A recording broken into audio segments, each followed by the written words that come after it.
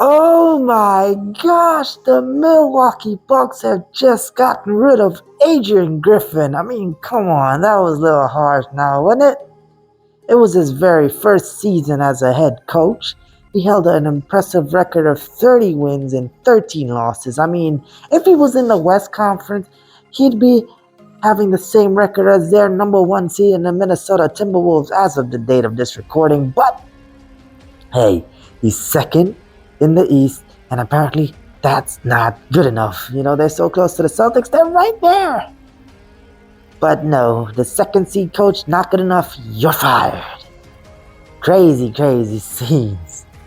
You know, and the thing about those losses, those 13 losses, is four of them came from the Indiana Pacers. Four losses alone from the Indiana Pacers. That's hilarious. And the one time they beat the Indiana Pacers, Giannis had to set a franchise record. Wow, you can't write this stuff, man. The most impressive thing the Bucks did this season, which was quite impressive, I must say, is the battering they put on the Boston Celtics in January. I mean, that was brutal. And also, in their past 6 games, they won 5 of them.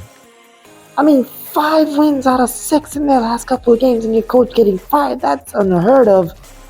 But it happens. With their one loss coming to the Cleveland Cavaliers in a blowout loss, they lost by, I believe it was 40 points. And a big reason for them losing is because Giannis wasn't playing. He was rested. So they have an excuse for their loss. And the teams that they beat, they're not bad teams, as I mentioned before. One of them was the Celtics.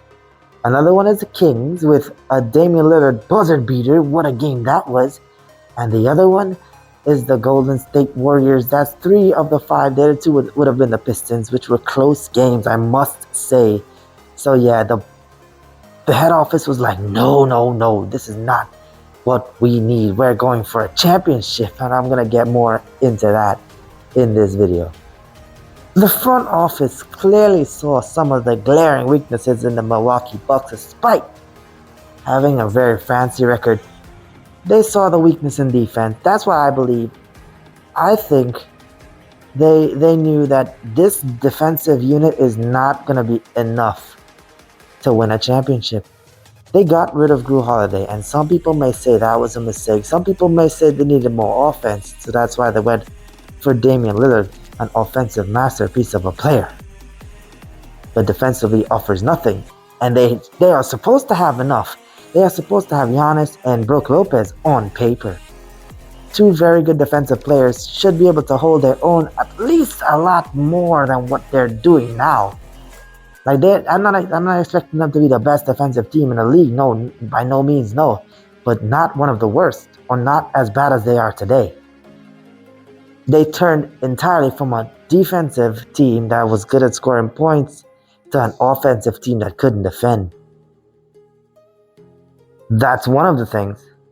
Another being Griffin's very first year as a head coach. He made a lot of mistakes. Okay, granted, he made a lot of mistakes, whether that be tactics-wise or rotation-wise. But I mean, nobody's perfect. Nobody's perfect, and nobody would have highlighted the mistakes that he made. At least I didn't see people highlight the amount of mistakes that he made. Because it was his first year, it's expected of him to be making mistakes. I mean, understandably, it's a high level, but nobody expected him to be the best coach in the world off the bat, right? But his style of basketball, I don't think it's made for a team like the Bucks. He could go to another team, a more offensive team, and he's gonna have his luck. But the Milwaukee Bucks, they don't have the players to go all-out offense with very little defense. So by my estimation, Griffin staying, that wouldn't have equaled a championship. They weren't winning nothing. I don't even think they would have made it that far in the playoffs. Time is of the essence for the Milwaukee Bucks, and they got to make a push for that championship sooner rather than later, because their time is running out. I think that's the main motive for this decision by the head office. I mean, getting a first-year coach in the first place with an aging team, yeah, that wasn't the wisest decision. And now they're struggling to get another one. There's only one available. And, well, currently it's the interim coach. in Joe Prunty. He's been the head coach for the Bucks before, interim head coach for the Bucks before. He's not going to hold the position, obviously. He's just holding it until they get the head coach, with, I believe, and also based on Woj, Doc Rivers is going to be applying for this position. The franchise is having talks with him as we speak. And having a championship winning coach, an experienced championship winning coach, that may be the answer for the Bucks. It's definitely going to put them a lot further than where they were with Griffin, in my opinion. I mean, do I think he's going to be making a playoff run this season and pushing for a championship? Nope. I don't think he's going to be able to get the championship, even with a fully fit Bucks team. There's too much competition. He's going to have a lot of problems with teams like the Celtics. He's going to have a lot of problems with teams like the 76ers, his former side. He's going to have a lot of problems with teams like the Nuggets, like the Clippers. 4 teams alone, that's so tough for Doc Rivers to get past. The man has got a little less than half of a season to play with and figure this stuff out, make a playoff run. Can he do it? Well, he's got the experience. He should be able to give it a good shot. I don't think he's going to be able to, at least not this season. Next season, if he manages to stay in the Bucks, which he should, I don't think the front office is going to be that harsh to him.